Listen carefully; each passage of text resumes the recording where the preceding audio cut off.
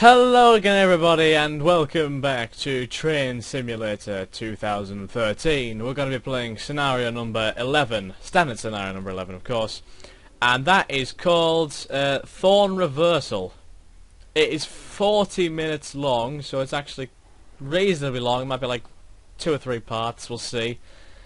But at least it's not 120 minutes like the last two, you know, it's better.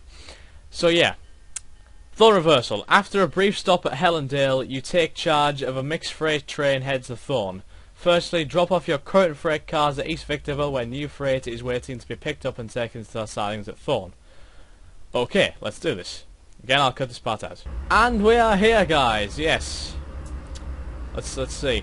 Use the F1 assignment system to view your task list. Your first stop is at East Victorville siding 1. Use the 2D map. Press 9 to ensure your switches are set correctly. Okay, let's have a look at the 2D map then. By East Victorville track 2. And that is... yeah, that will actually lead into East Victorville siding 1. Okay. So where are we right now? We're all the way up here. I guess right now we can only really go forward, can't we?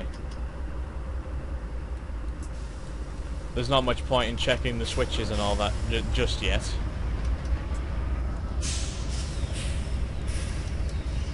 I suppose we can maybe see though.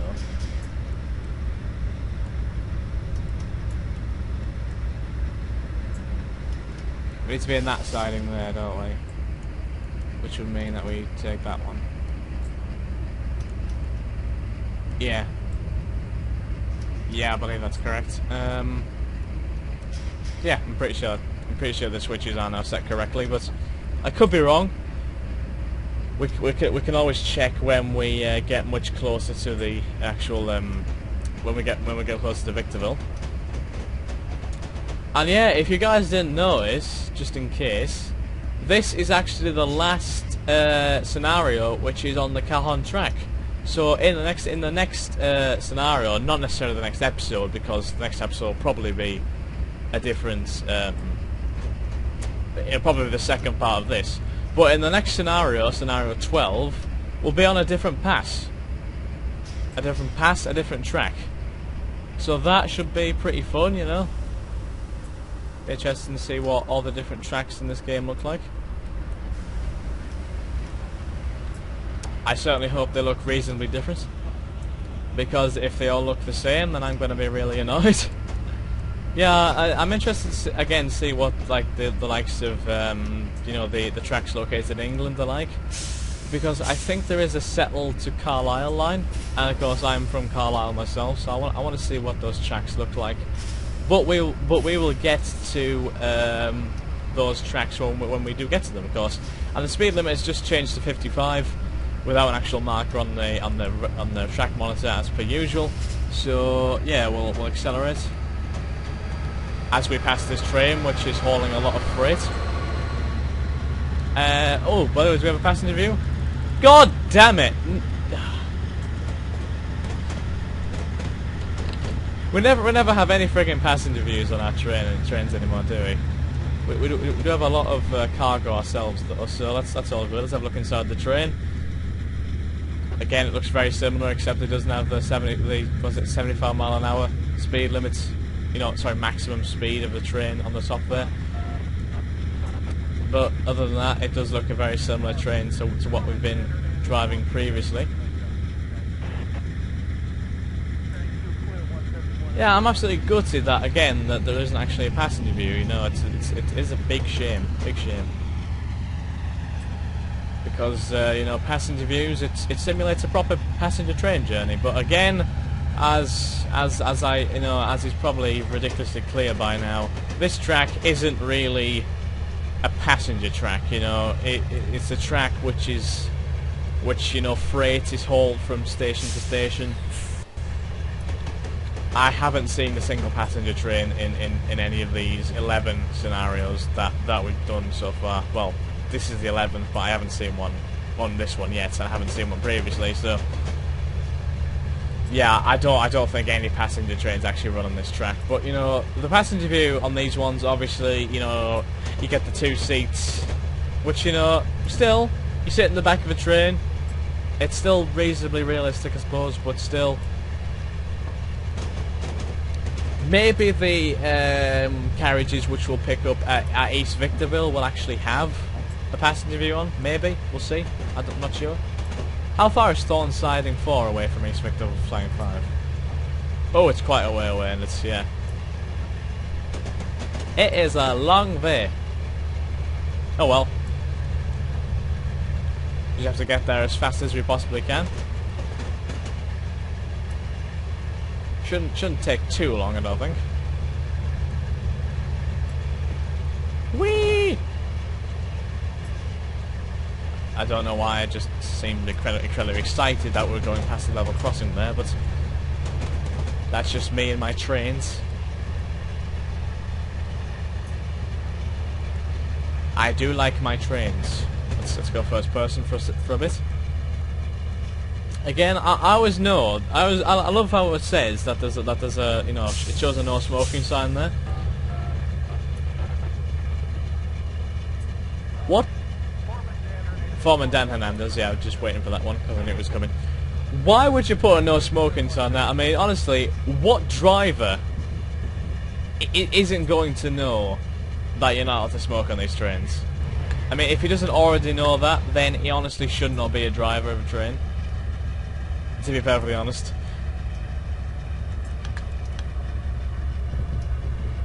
I mean, it should be like what? It should be one of the first things that the guy's told. You're not allowed to smoke on a train, surely.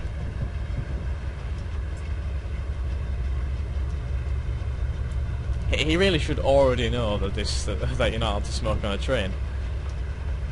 I'm putting the sign there is obviously not going to help any passengers, because there isn't any passengers on these trains anyway, and you know, even if there were any passengers in the back carriage, you know, they can't see into the cabin, can they?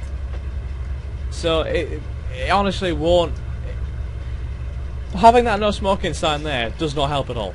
Doesn't help. Really doesn't. Let's take a look around us anyway.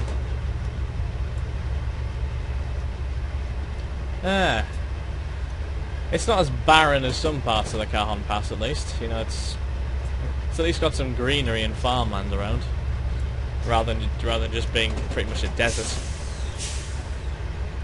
a deserted desert.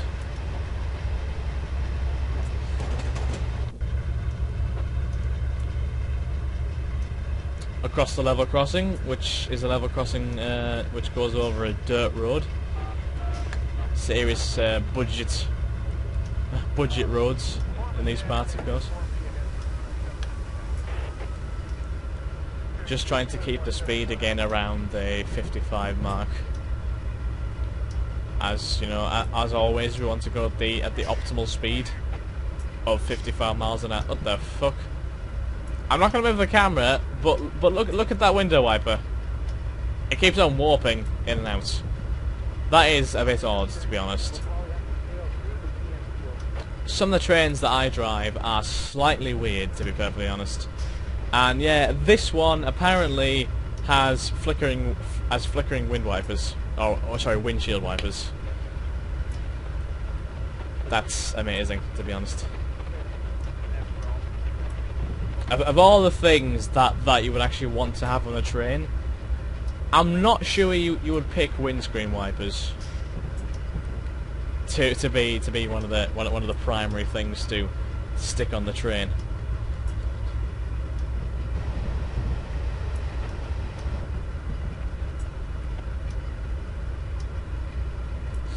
East Victorville is 8.15 miles away right now.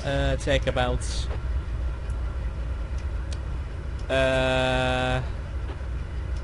11 minutes, something like that. Yeah, 11 minutes.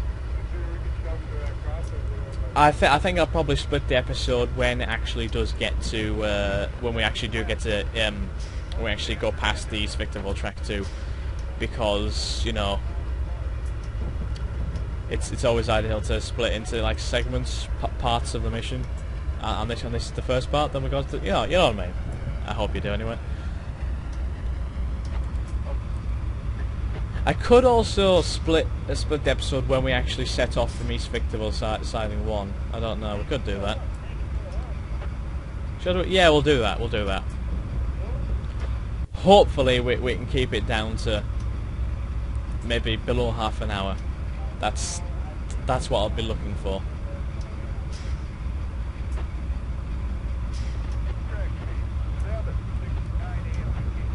Let's just push the accelerator up slightly, or the throttle, whatever you want to call it, or the power handle, as it's called in the actual cabin. Going past them signals and over a bridge, which again has a random ditch digged into it. I don't know why the fuck you would put that there, but whatever.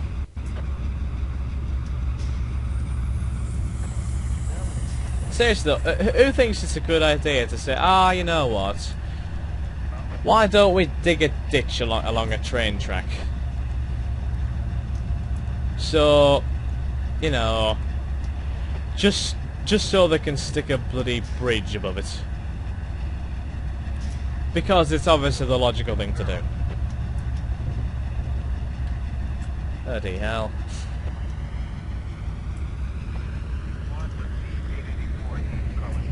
Again though, I don't design train tracks myself, so I don't know if there's a reason that there's a massive ditch under there. Maybe it's there so the train falls into the ditch and it doesn't fall into the centre of the earth if the train track collapses.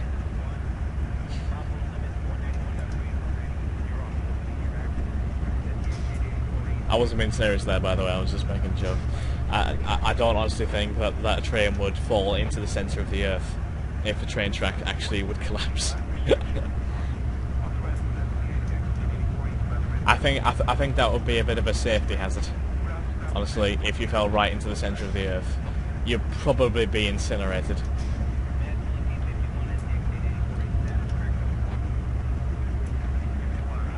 We are exactly going at 55 miles an hour now as well, so that's always good. We're going over that now, but as long as we don't hit 56, it's fine. We can always apply the brakes slightly if we go too fast.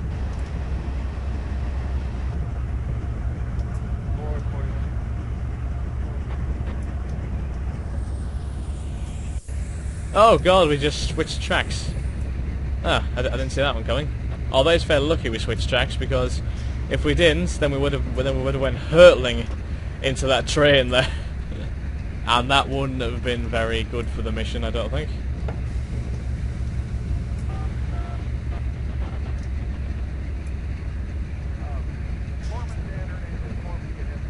For me, Dan Hernandez, yeah, would you fucking do this and get on with this and shits like that? My god. Leave Dan Hernandez alone, he's only trying to do his job. Stop demanding so much of him. Stop calling on him every second of the damn day. Is that a sandstorm over there? No, it's not. It's a hill. Let's brake a bit.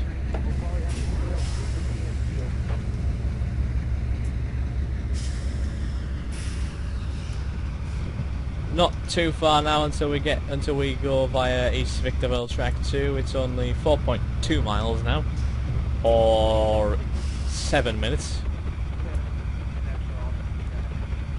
7 minutes, not bad at all, not bad at all.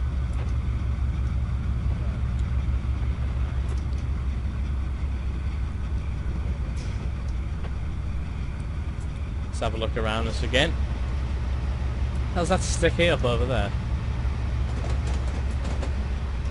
What is that? I'm sorry to abandon the train as always, but I have to check what that is. Oh, it's one of those things. It's one of those. I think it's for like radio or something. I'll put the train brake on, even when I'm all the way over here. Bye, train. Oh, multicolored cargo. Awesome. Yeah, I think those things are like used for some sort of power or TV, radio, or something like that. I can't be fully certain, but I do believe that is what they are used for. Only another 3 miles until East Victorville Track 2. We're certainly going at a very good speed of 55 miles an hour. Can't really ask for much more than that because that is obviously the speed limit. We're slowing down now for some reason. That's a bit concerning. I suppose we are going uphill a bit, so that might have something to do with it, but come on.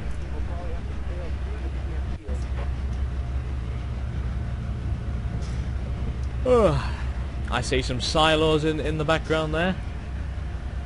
Obviously working their industrial powers as always.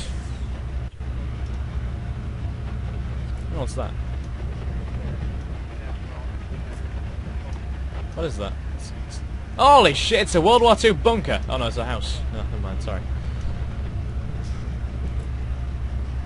I thought it might have been a bunker, like, sorry, a pillbox, you know, that they fired those machine guns out of. Aye. But no. It was a house. I'm kind of disappointed there, to be honest. I thought I'd found some sort of ancient relic. A pillbox.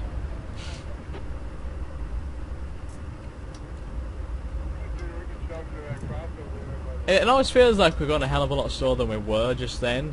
But that's only because the engine isn't running. You know, you don't feel like you're going as fast because you can't hear as much noise. I think that's how the brain works, to be honest. Well, by the way, there, of course the engine is running, but the accelerator's off, or the throttle's like at 0, so it won't be running as much. Anyway, let's turn that down to 0 and put that to 13%. As we need to try and stay around the 35 mark now.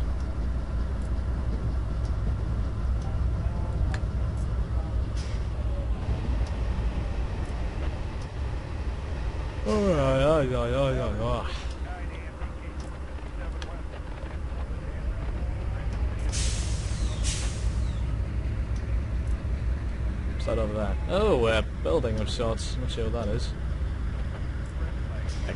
A tree? Awesome. It's always nice to see a tree on this track because everything's so bloody desertified. Or desertified, I suppose. You know, that might be the right pronunciation. Sometimes you don't actually think trees exist on this track, but they do. Oh, is that an airport? It kind of looks like an airport because those things over there look like hangars. That might be an airport. I'm not sure, or like an air hangar or something like that. I don't know. But yeah, it is an airport. Very nice. Of course, we saw an airport a few scenarios ago, I believe, but haven't seen many of them. Foreman Romero, holy shit, there's a new foreman in town. Dan Hernandez is absolutely petrified. Foreman Romero. Wow. Amazing. Foreman Romero.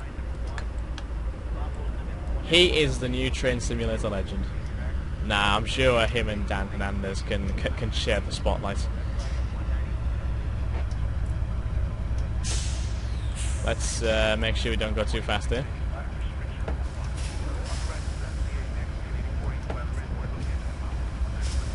Just coming up to East Vic Track 2 now.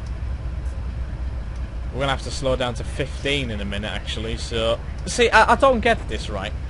Why would the speed limit change from 45 and then change right back to 15? God damn it. Where is your logic, Train Simulator? Because there's absolutely no point in accelerating all the way to 45 now, because we'll have to slow down to 15 afterwards. Anyway, we have to go into siding 1, and I believe the switches are set correctly. Let me just make sure of that. The switches might have changed again since last time. No. Yeah, I'm fairly sure that they are set correctly. Let's brake anyway. Stop at East Victorville siding 1 and uncouple the second engine off brake cars. Your front engine will then be used for the second leg of the journey. Uncouple your freight cars within the limits of the siding using the driver's guide.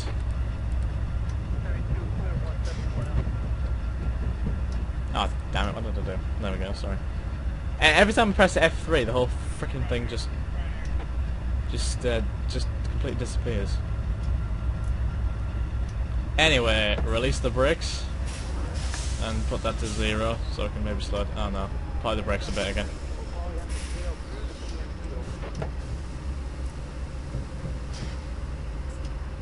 Just go slowly over this bridge. I don't know why we're accelerating so much when we're on flat ground and the accelerator's set to 0. Nothing makes sense anymore. We're coming into siding 1 right now anyway, and as soon as we uncouple the freight and the objective is completed, I shall split the episode.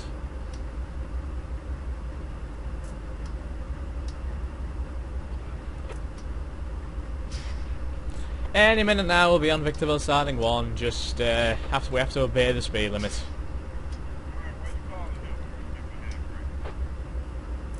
Maybe we can speed up a bit, you know, just to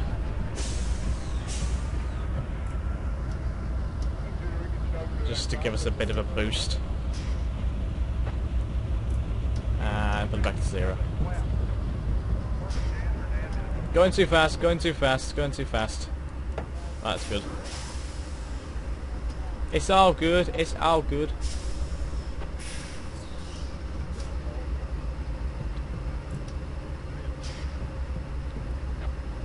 Have to make sure we stop the entire train within the siding, of course. Can't be blocking off the main line with any of the carriages. Anyway, which 5254 through to 218558. 255558. 5254. Was that the first one? Yeah. So basically, just have to drop off everything. It's only the front carriage which we're keeping, the one we're actually driving right now. Okay, just have to get to the end here.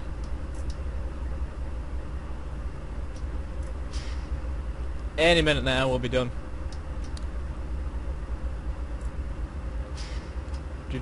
Cars. More van. There really isn't that many variety of cars driving around, is there? There's just white. Honestly, there's just white, you know, trucks, some white cars, and some red cars, and maybe a gold car here and there. That is it. Oh no! Oh, it's a 4x4. Holy shit! So yeah, uncouple the cars. Right, there we go. Your freight cars are now uncoupled, ready for sorting. The rake to your east is bound for Thorn and is your next charge. Ensure the switches are set correctly on the 2D map, press 9 and couple it to the back of your engine. The rake to your east. East Victor... Wait a minute, East Victor Siding 5. So we need to go to East Victor Siding 5. So we have to go... Right, so all you have to do really is just go forward and then get clear of the signals and back up. So I'll just split the episode here, guys.